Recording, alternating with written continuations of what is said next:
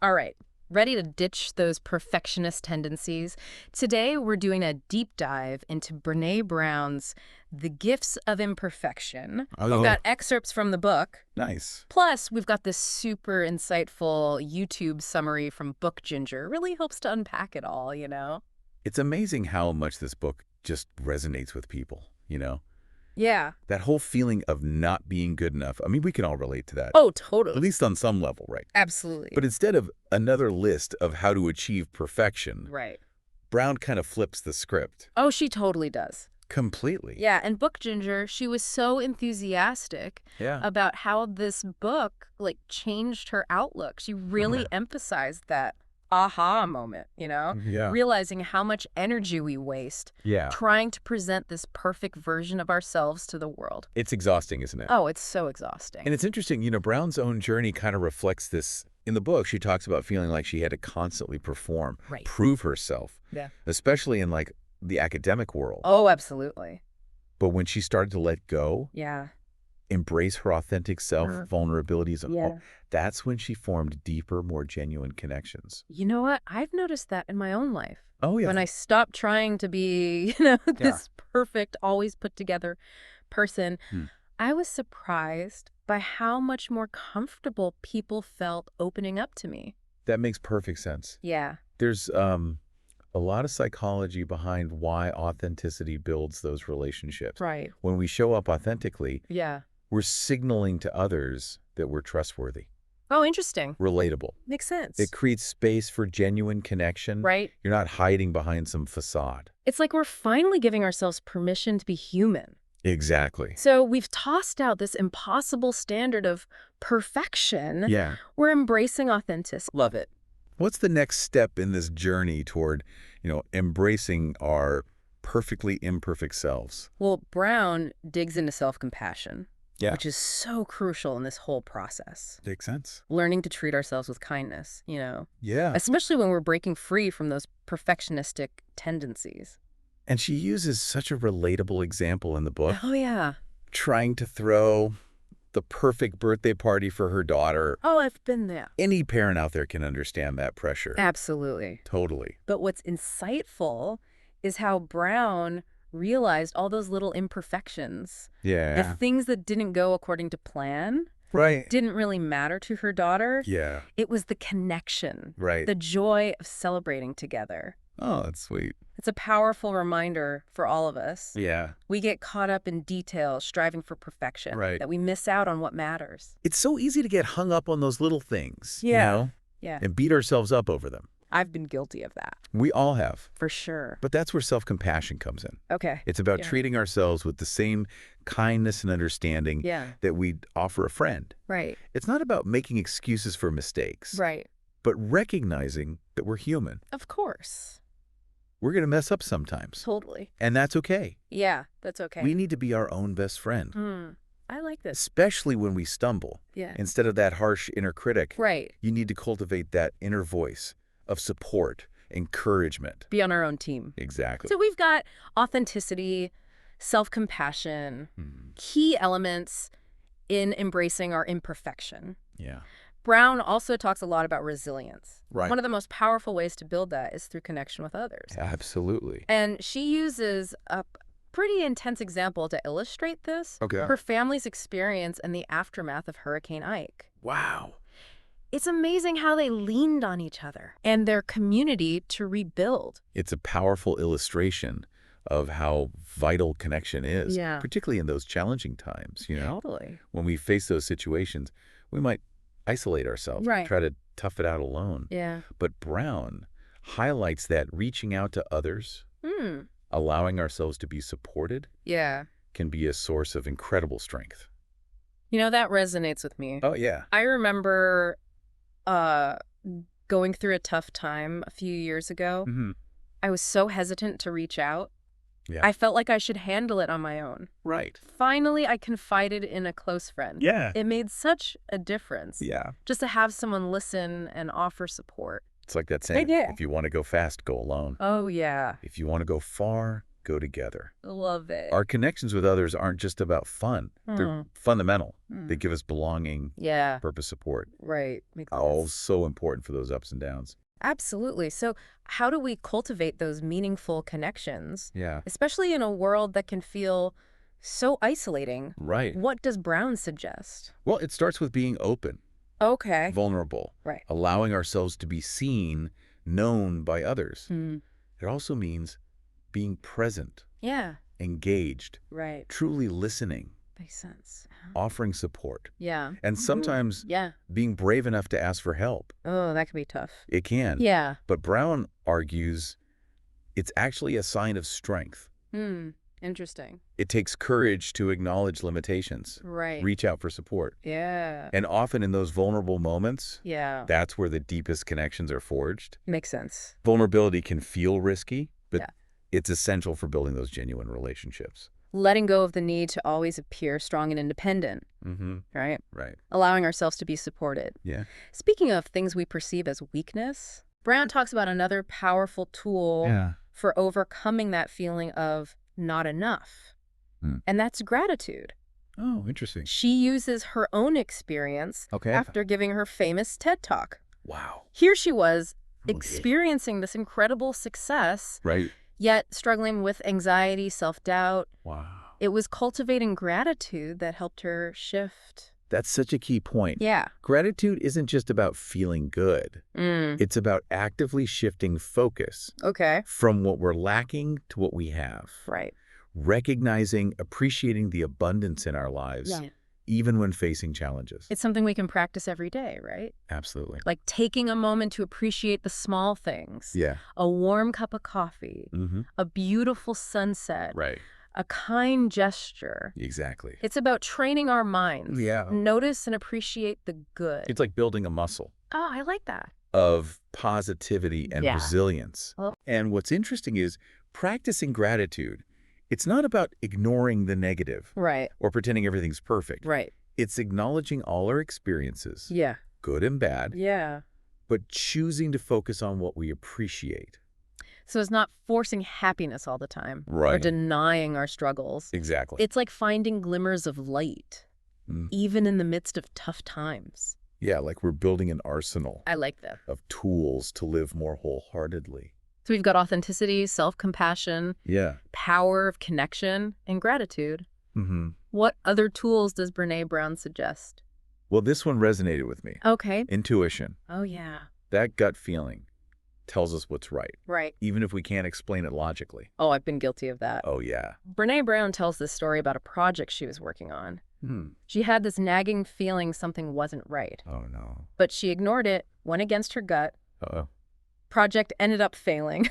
It was a big lesson for her. Yeah. Learning to trust intuition even when it didn't make logical sense. That's so common. It is, right? We have this deep inner knowing, but we're conditioned to rely on logic, Right. external validation. Right. We silence that inner voice. But how can we tell if it's really intuition speaking or just fear disguised as intuition? That's a great question. I think that's something a lot of people struggle with. And Brown addresses that directly. Oh, good. She says fear often tries to masquerade Oh, interesting. as intuition, trying to keep us safe, comfortable, Right. preventing us from taking risks, Right. stepping outside our comfort zones. Yeah. But true intuition, she says, Yeah. is about expansion, Oh. growth, moving towards our authentic selves.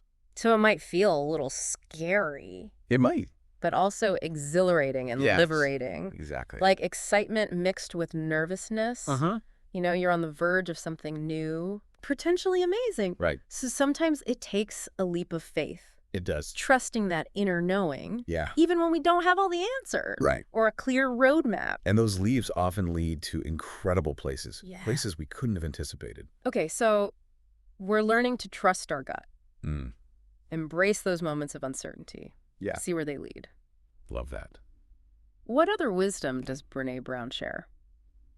Well, she brings up something we can all relate to, Okay. the comparison trap. Yes. That feeling of looking at everyone else, Right. thinking they're so much better at something Oh, yeah. than we are. I know that feeling. Brown shares her own experience, Mm. talking about how she used to compare herself to other writers, Right. feeling inadequate. Oh, wow. This comparison almost stifles her creativity. Oh, no. It was only when she let go of that need to measure up Right. that she found her unique voice and style. You know, the comparison trap is something I really struggle with, especially with social media, Right? constantly showcasing highlight reels. So easy to fall into that spiral. It is. Comparing ourselves, Yeah. feeling like we don't measure up. Steals our joy. It does. Instead of appreciating our own strengths, Right. we get fixated on what we lack.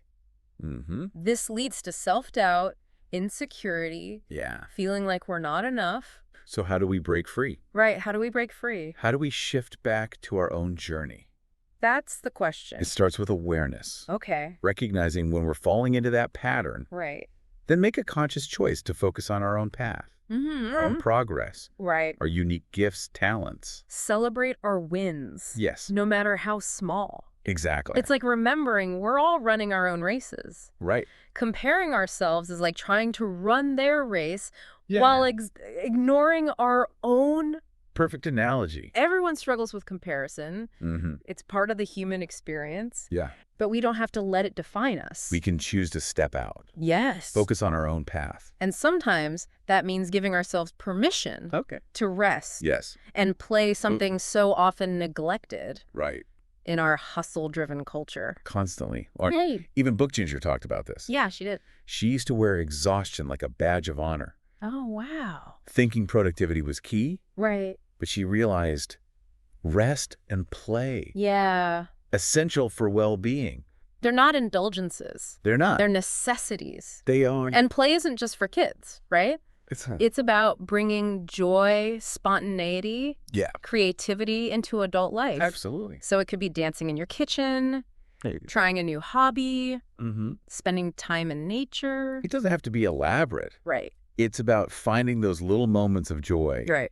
that spark creativity. Remind us that life isn't all work. Right. There's room for fun and laughter. When we make time for rest and play, we're investing in our well-being. We are. We're giving ourselves permission to recharge Mm-hmm. so we can come back feeling refreshed. More energized. It's like you can't pour from an empty cup. Right. If we're running on fumes, we can't show up for ourselves or others. Brené Brown also talks about stillness, Go. Interesting. those moments of calm Right. amidst the chaos. Yes. Book Ginger mentioned meditation, Mm-hmm. deep breathing, Yeah. simply pausing during a busy day. Right. Take a few mindful breaths. It's like hitting the pause button Yeah. on our racing mind. Allow ourselves to just be. It's so easy to get caught up in that 100%. whirlwind of information. Constant stimulation. Yeah, Those moments of stillness are essential. they really are. It allows us to step out of that whirlwind, Reconnect with ourselves. tap into inner wisdom, Find peace. clarity. And it doesn't need to be complicated It doesn't. or time-consuming. Eh. Even a few minutes of mindful breathing Mm-hmm. or quiet reflection. Can make a big difference. Absolutely. Speaking of judgment, Okay. Brené Brown talks about meaningful work Right. versus doing what we think we're supposed to do.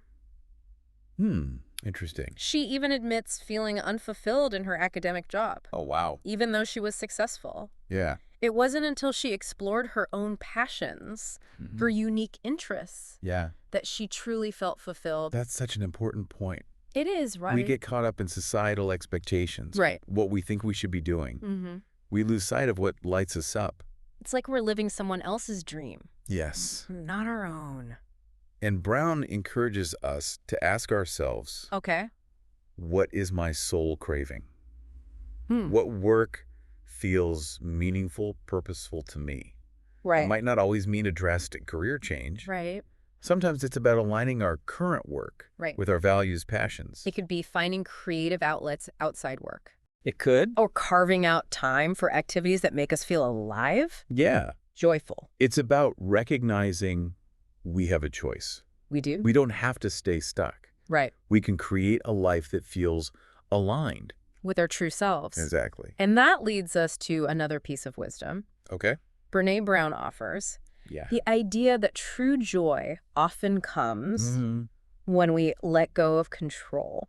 Interesting. She tells this great story about a wedding. Oh, yeah. She was so self-conscious about dancing, Hmm. so worried what everyone thought. Oh, I know that feeling. She couldn't fully enjoy herself. Yeah. It was only when she let go Yeah. of that need to control everything, be cool and composed, Right. that she experienced true joy. That's a beautiful reminder. It is, right? We often miss out on joy Yeah. because we're trying so hard to control, Right. present this perfect image. Yeah. We're afraid to let loose. Right. Be our true, messy, imperfect selves. So we need to give ourselves permission to have fun, be silly. Mm-hmm. Let go of those inhibitions. Without worrying about judgment. Sometimes that's exactly what we need It is. to rediscover that spark of joy. Yeah, it's a powerful reminder that joy often comes when we kind of surrender to the moment. Yeah. When we let go of that need to control everything and just allow ourselves to be fully present. Be in the moment. Yeah, even if it means being a little messy, Right. imperfect. Yeah, giving ourselves permission to embrace those spontaneous, imperfect moments. Yeah. Finding the beauty in them. Absolutely. And remembering life isn't always going to go according to plan. Right. Never does. And those detours, those unexpected ones, Yeah. they can lead to the most joyful, meaningful experiences. Totally. So we've covered a lot of ground today in our deep dive into the gifts of imperfection. Yeah. Explored authenticity, self-compassion, connection, gratitude, intuition, All those good things. rest and play, stillness, meaningful work, Right. and letting go of control. It's about recognizing we don't have to have it all figured out. Right. We don't have to be perfect. In fact, It's in those imperfections, yeah, those messy, vulnerable moments Right. that we Yes. truly connect with ourselves. with others. So what does this all mean for us in our everyday lives? Yeah, good question. How can we actually put these ideas into practice? Well, it starts with small steps. Okay. We don't have to overhaul our entire lives overnight. Right, right. Maybe it's practicing gratitude for a few minutes each day, Mm-hmm. offering ourselves self-compassion when we mess up, Yeah. or setting aside time for rest and play It's about those little shifts in perspective, those Yeah. tiny acts of courage. to make a big difference. And as we start to embrace these gifts of imperfection, Mm. we might find that we're more resilient. More compassionate. Yeah. We're connected. To ourselves and to the world. Exactly. It's like giving ourselves permission to be fully human Yeah. with all our quirks and flaws. Our messy brilliance. So as we wrap up this deep dive into Brené Brown's The Gifts of Imperfection, we want to leave you with a question to ponder. Okay. Brené Brown argues that true belonging doesn't require us to change who we are. So what part of yourself do you feel you have to hide to fit in? Yeah. How can you start to let that part shine? Good question. We encourage you to reflect on that and see what insights emerge. Embrace the journey. Imperfections and all. Absolutely. I'd love to hear your thoughts. Yeah. Share your insights and your own journey with imperfection on social media. Yeah. Let's keep the conversation going. Until next time, keep diving deep and keep embracing that beautiful messiness of being human.